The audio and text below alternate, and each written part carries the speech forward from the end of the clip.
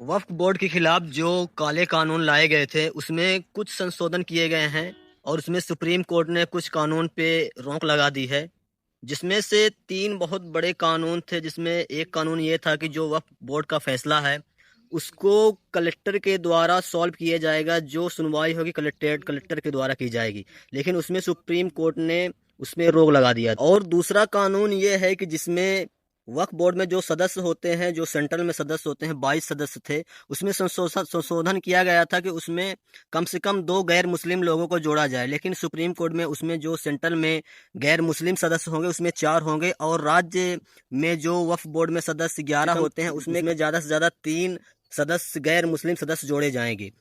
तो ये जो 3 कानून है जिसमें सुप्रीम कोर्ट में रोक लगी हुई है, तो ये मुसलमानों के लिए कोई खुशी की बात नहीं है, क्योंकि जो संशोधन में कम से कम 2 गैर मुस्लिम लोगों को जोड़ने की बात हुई थी, उसमें अब सुप्रीम कोर्ट ने 4 केंद्र में और 3 राज्य में गैर मुस्लिम लोगों को जोड़ने की बात कही है। तो मेरी सभी लोगों से यही दरख्वास्त है कि सारे मुस्लिम भाई जो वक्फ बोर्ड में जुड़े हैं, जितनी भी हमारी ज़मीनें वक्फ के अंदर आती है, चाहे कब्रिस्तान हो, मस्जिद हो, मदरसा हो या कोई और भी ज़मीन है, उसकी सब लोग ज़्यादा से ज़्यादा उसमें रजिस्ट्री करवाएं और उसके जो भी डॉक्यूमेंट है उसको क्लियर करवाएं।